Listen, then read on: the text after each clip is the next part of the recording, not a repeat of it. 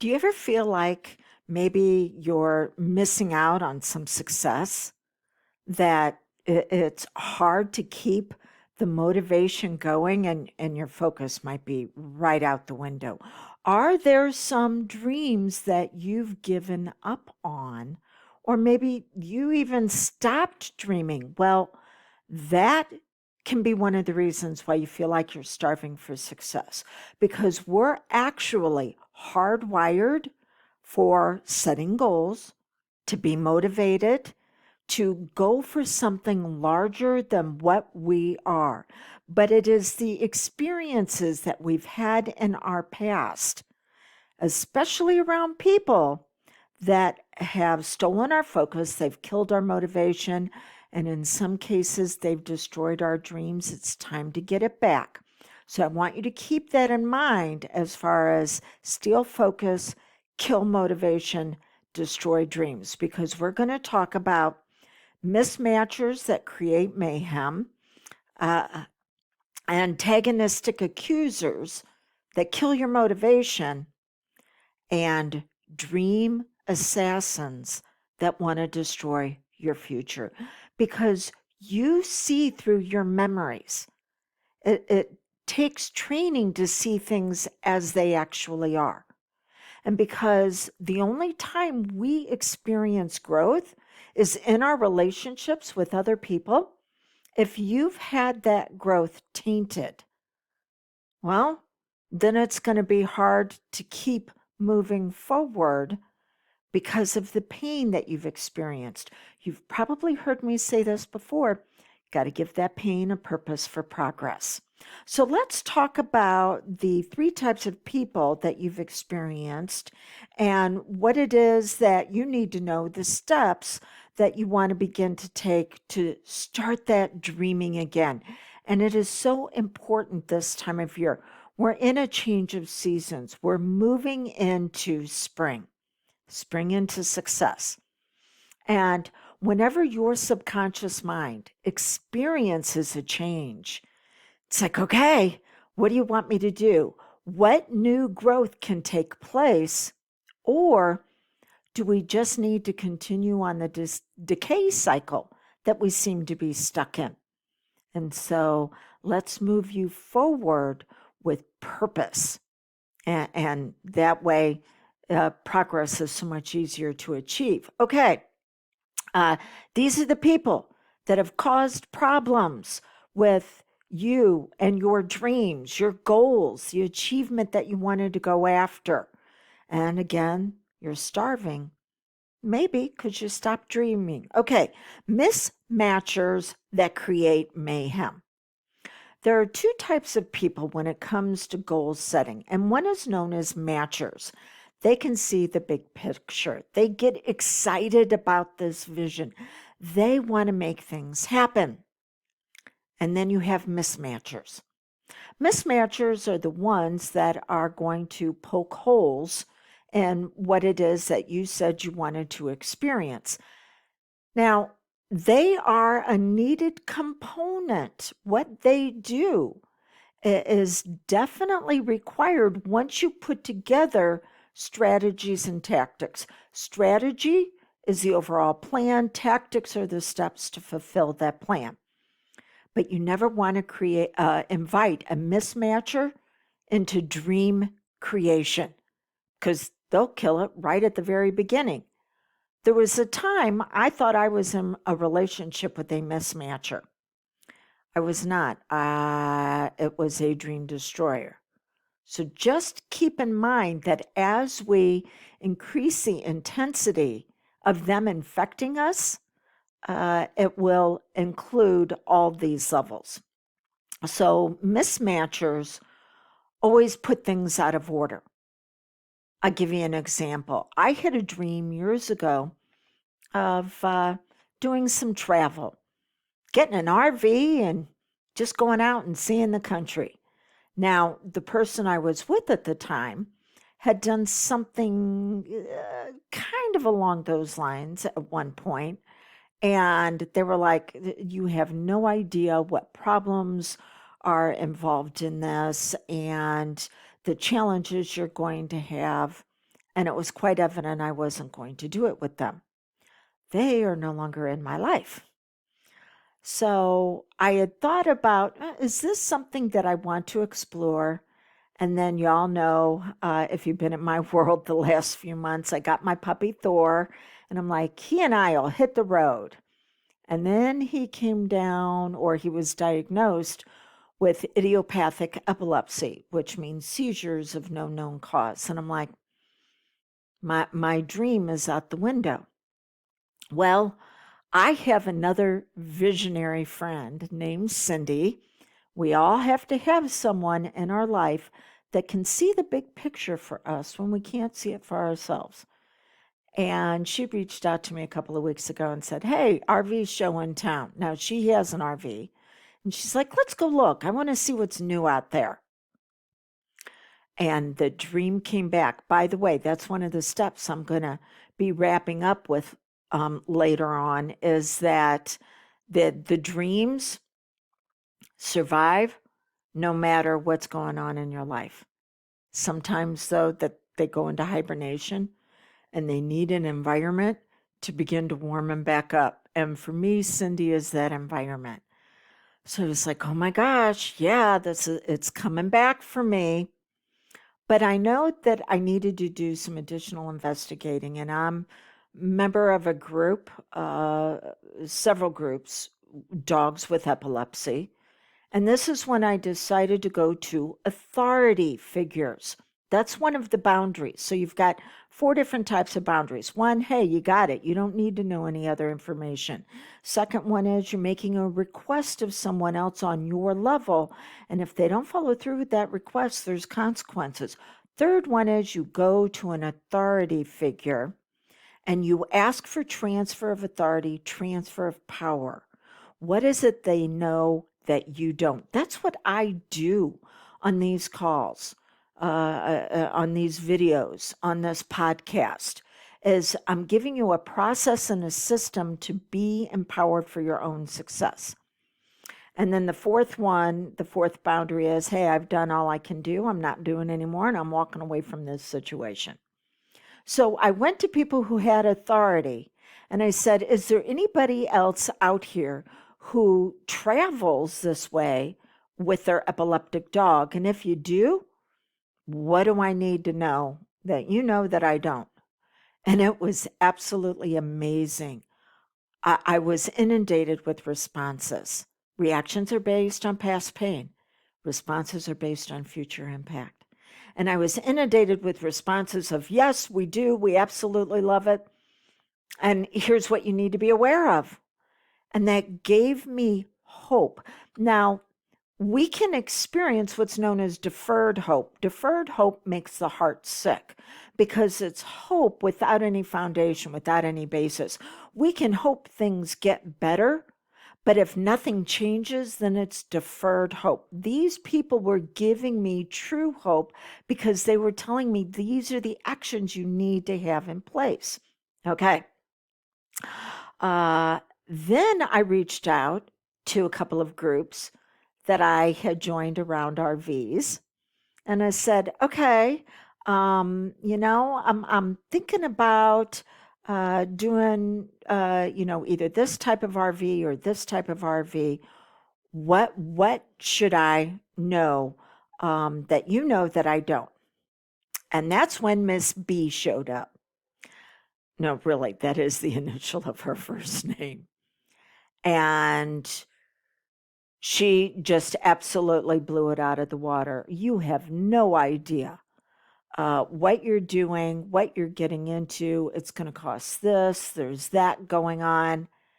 And it wasn't long before I'm reading her paragraphs and I'm like, oh, we have a mismatcher.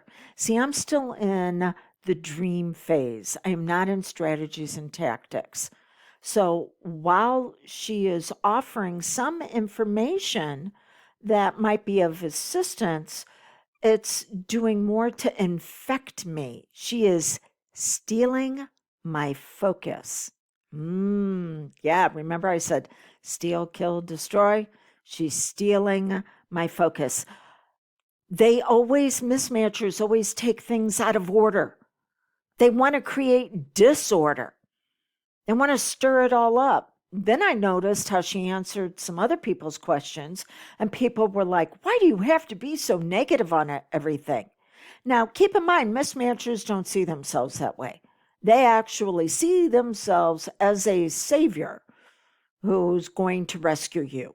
Well, that's on the drama trauma triangle. So, on the drama trauma triangle, you have a victim, you have a bully, and you have a hero. And they see themselves as the hero because you have no idea what's getting ready to show up and bully you. Again, what they have is needed in strategies and tactics, but not in the dream phase. So just know that whenever they show up, they are out of order. And so there is disorder. Now, from disorder becomes dysregulation, then dysfunctional, then toxic.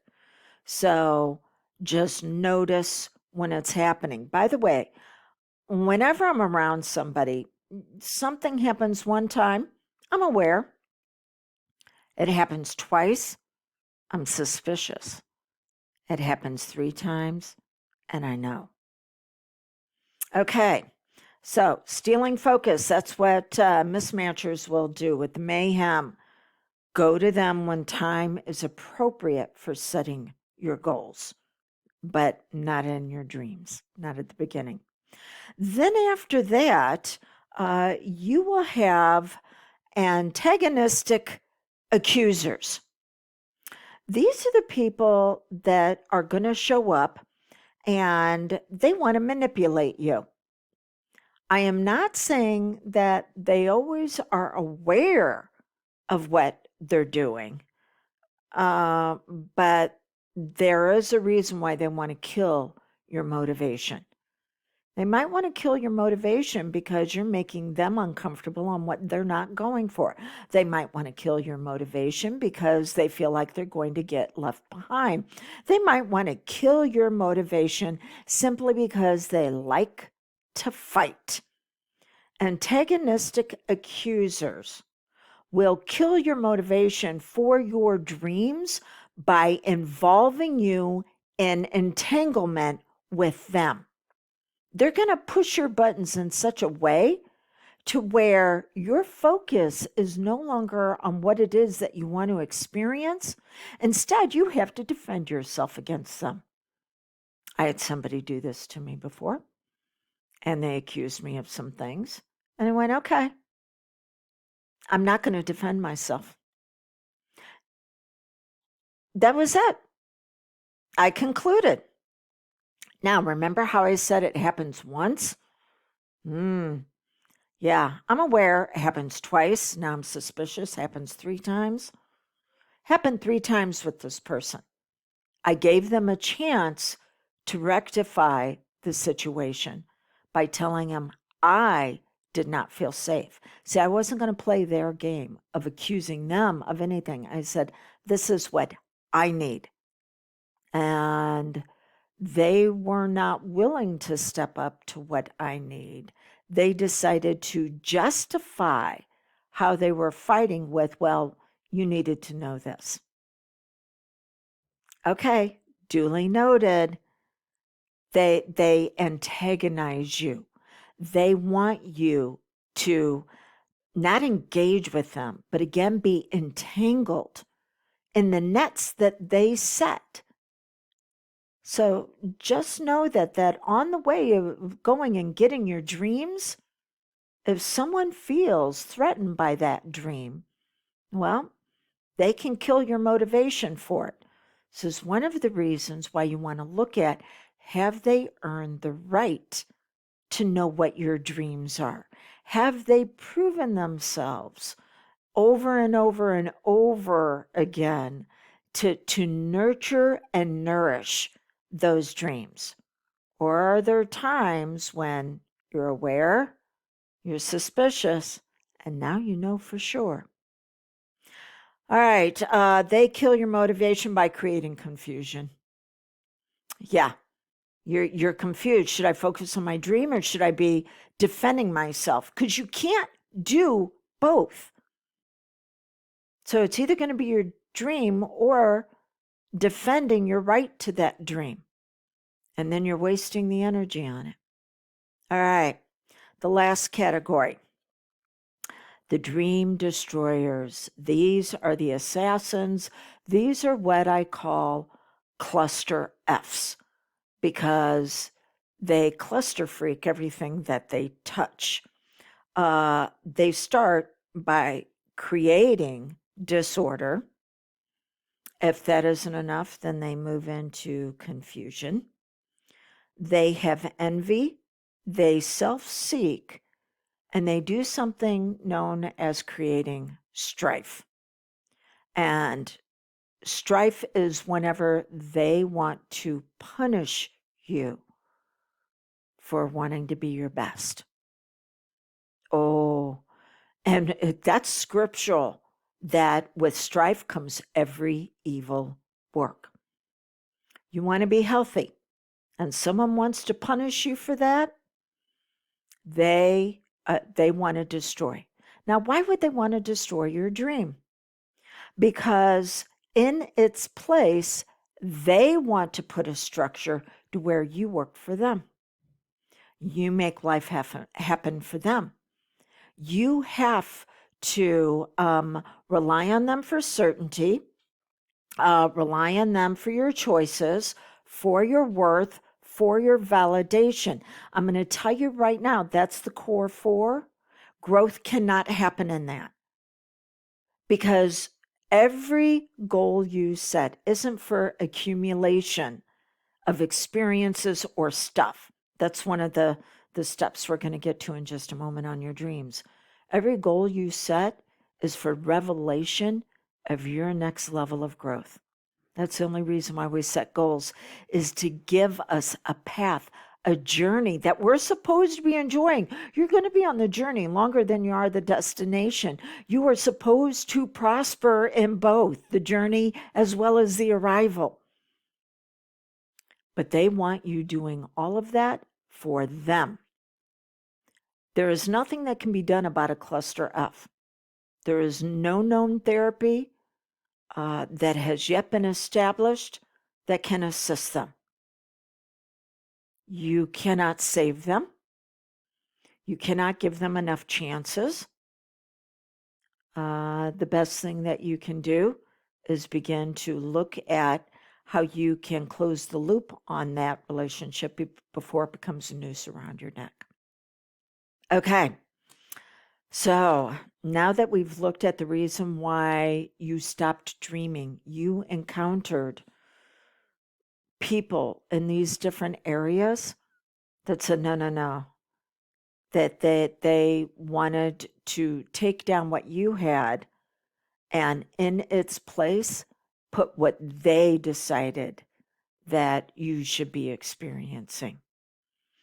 So this is what I want you to know about beginning to dream again. Be prepared to be different. That's number one. And that difference is you're not going to go around telling everybody what your dream is unless they can feed into it. There are some dreams that I have that are between me and my higher power. It is not far enough along yet for me to share with anybody else. And then there are some times when my higher power sends someone like Cindy back into my life to say, it's time to wake up. So here in the Midwest of the U.S., it's springtime.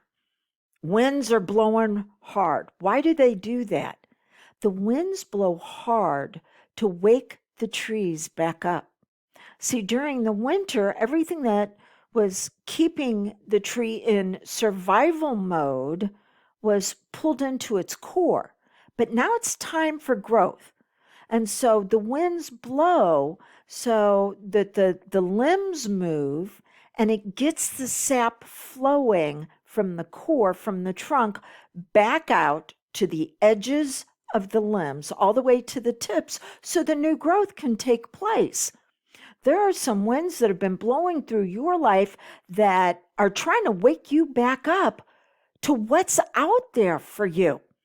And you may have interpreted it as, oh, I'm not supposed to have this, when it's going, no, wake up. You got some dead wood that needs to be dropped so that you can support the growth that's there. Okay, so number one, be prepared to be different. Don't be going around telling everybody what you've got going on. Anytime you see the masses doing something, then you know that's mediocrity happening.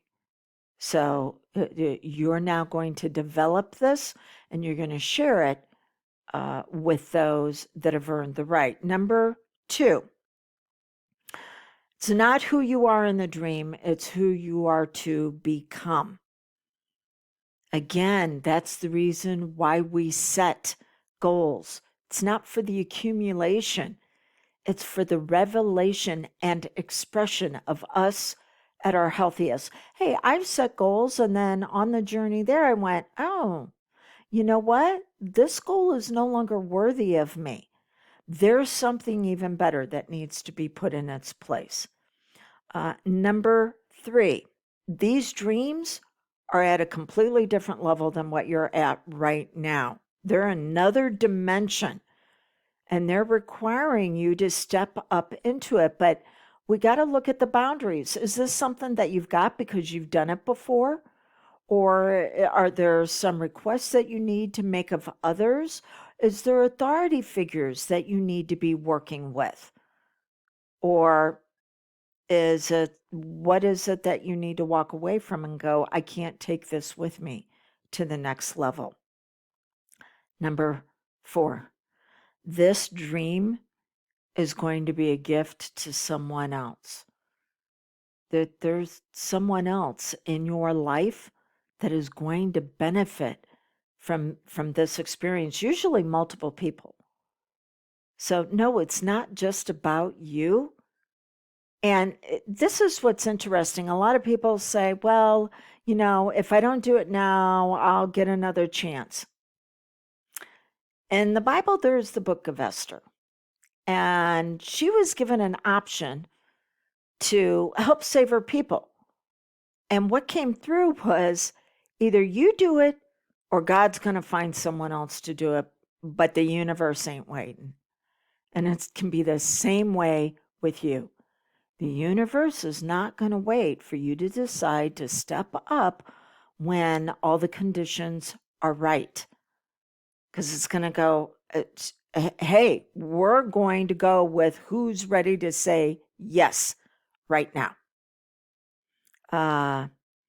Number 5, you've got to give yourself permission to live in this area again. And number 6, this dream may have gone into hibernation for a while, but that's how you know when it's truly healthy for you, because it just won't go away. It's actually a desire. And when we look at the term desire, it's from Latin, desire, from the Father, from your higher power. This has been something that's been planted within you that you are supposed to cultivate. And 7, it is the journey to get there that will upgrade you, not the arrival. But that makes the arrival so much sweeter. All right, so as a very wise man in my life just shared with me a few days ago, if your life right now does not look like your dream, then you're not done. So until we get together again, blessings on your journey as well as your arrival.